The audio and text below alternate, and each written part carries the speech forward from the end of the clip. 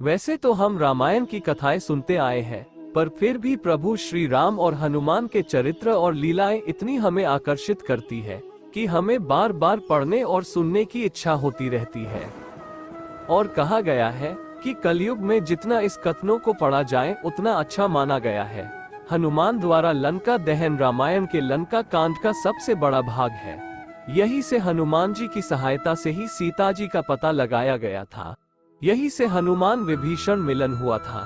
रावण पुत्र अक्षय कुमार का वध भी इसी कांड में आता है। और मेघनाद जैसे पराक्रमी को भी हनुमान जी ने ब्रह्मास्त्र चलाने पे मजबूर कर दिया था। लंका दहन में अनेक रहस्यमय बातें थी, जैसे हनुमान और रावण संवाद, रावण ने शनिदेव को बंदी बनाना, हनुमान ने अशोक वाटिका में कई पेड़ों को नष्ट कर दिया, बागवान भाग गए, हजारों राक्षसों को धूल चटा दी। रावण के बेटे अक्षय कुमार जब युद्ध करने हनुमान से गए तो हनुमान ने अक्षय कुमार की हड्डियां और पसलियां उनके एक मुक्के से चकनाचूर कर दी और अक्षय कुमार को परलोक सिधारना पड़ा। पूरी लंका भयभीत हो उठी थी। पहले रावण स्वयं युद्ध करने आ रहा था, लेकिन फिर मेघनाद युद्ध करने आया। लेकिन मेघनाद ने हनुमान पर काफी प्रहार किए, लेकिन सारे प्रहार हनुमान पर विफल साबित हुए और हनुमान के प्रहार से उसके भी प्राण संकट में पड़ गए। फिर मेघनाद ने घबराकर ब्रह्मपाश का प्रयोग किया।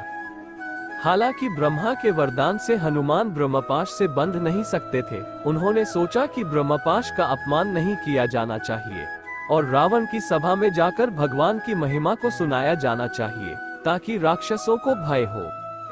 इसलिए ब्रह्मपाश में स्वयं बंध गए हनुमान। फिर मेघनाद खुश होकर हनुमान को रावण के समक्ष ले आए। हनुमान ने देखा कि रावण की सभा में कुछ देव, लोकपाल, दिग्पाल हाथ जोड़कर खड़े थे और वायु भी वहां पंखा कर रहे थे और अग्निदेव आज्ञा की प्रतीक्षा कर रहे थे। सभी रावण के संकेत का इंतजार कर रहे थे, लेकिन हनुमान निस्संदेह खड़े थे। रावण ने धमकी भरे स्वर में हनुमान से पूछा, तुम कौन हो? तुमने किसके बल पर ऐसा कहर मचाया है? क्या तुम मुझे नहीं जानते हो? हनुमान ने बहुत गंभीर स्वर में कहा, रावण जो सभी प्रकृति की शरण में है, जिनके रोम रोम में करोड़ों ब्रह्मांड बने हैं और हर क्षण नष्ट होते हैं, जिनकी शक्ति से ब्रह्मा, विष्णु, महेश अपना कार्य करते हैं, जिनकी कृपा से शेषनाग पृथ्वी को धारण करने में सक्षम है, मैं उस भगवान राम का दूत हूँ, जिन्होंने केवल तुम जैसे राक्षसों को दंड देने के लिए अवतार लिया है। क्या आप उन्हें नहीं जानते? क्या आप जनक के धनुष यज्ञ में खिलौनों की तरह धनुष को तोड़ने वाले को भूल गए, जो धनुष आपसे हिला भी नहीं था? क्या आप नहीं जानते कि जिसने 14,000 की सेना के साथ खरदूषण और त्रिशरा को अकेले ही मार डाला? क्या आप उस बाली को नहीं जानते जिसने आपको बगल में 6 महीने रखा था? श्री राम ने उसे एक तीर से मार दिया था।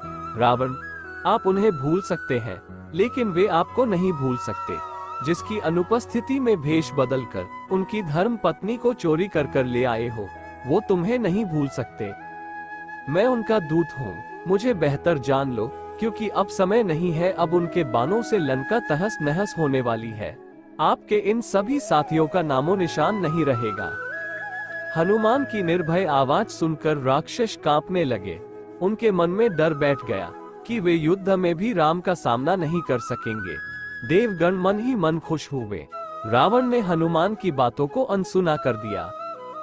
हनुमान ने फिर कहा, मैंने भूख से फल खाकर कोई अपराध नहीं किया है। झाड़ियों को काटना मेरा स्वभाव है। मैंने खुद को उन बुरे लोगों से बचने के लिए संघर्ष किया है, जिन्होंने मुझे मारने की कोशिश की। आपके पुत्रों ने मुझे बंदी बनाने की कोशिश की, पर फिर भी मैंने उन्हें माफ कर दिया। पर तुम मुझे सुनो, बस एक बात मान लो।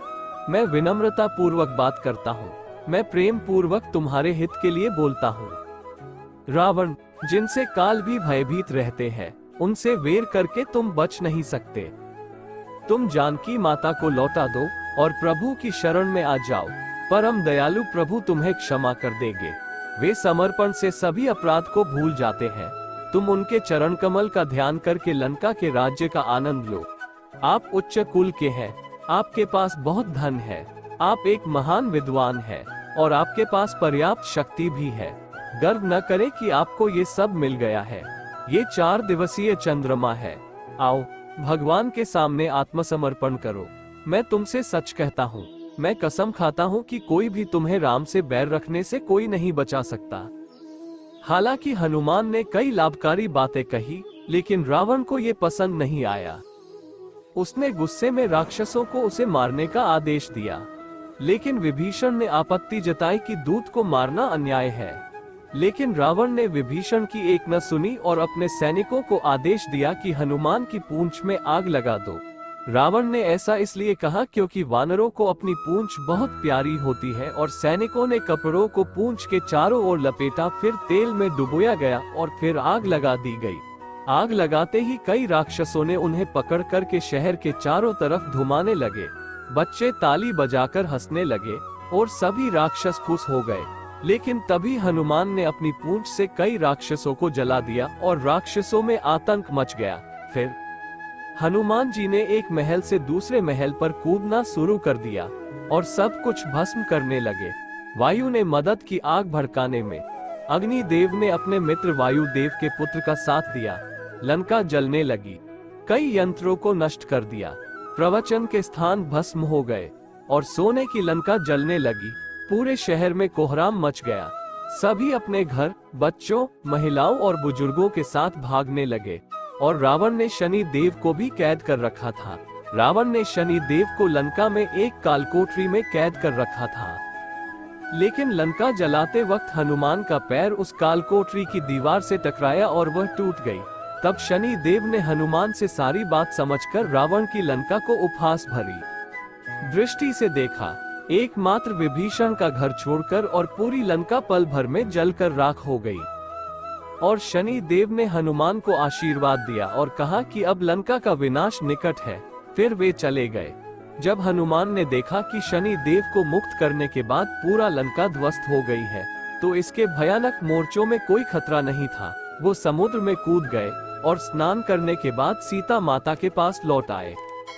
और तब माता सीता ने उन्हें भगवान को देने के लिए एक चूड़ामणि दी और उन्हें जल्दी से जल्दी अपने उद्धार के लिए प्रभु से प्रार्थना करने के लिए कहा कि वे जल्दी से मेरे को यहाँ से ले जाए। तब हनुमान ने उन्हें प्रणाम किया और हनुमान वहाँ से चल पड़े। वहाँ जामवंत, आंगद आदि एक पैर पर खड़े होकर बिना कुछ खाए हनुमान की प्रतीक्षा कर रहे थे।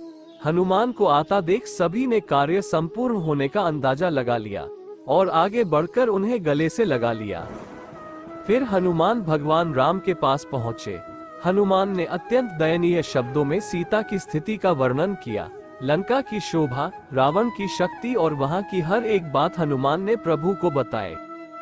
राम ने कहा, हनुमान, इस संसार में आप जैसा परोपकारी दूसरा कोई नहीं है। मैं आपका ऋणी हो गया हूँ। ये सुनकर हनुमान व्याकुल हो गए और उनके चरणों में गिर पड़े और प्रेम मग्न हो गए। भगवान राम ने उन्हें जबरन उठाया और उनको हृदय से लगा लिया। प्रभु श्री राम ने अपनी अनन्य भक्ति का वरदान दिया। भगवान शंकर की मनोकामना पूर्ण हुई, जिसके लिए वे हनुमान का अंश बने थे।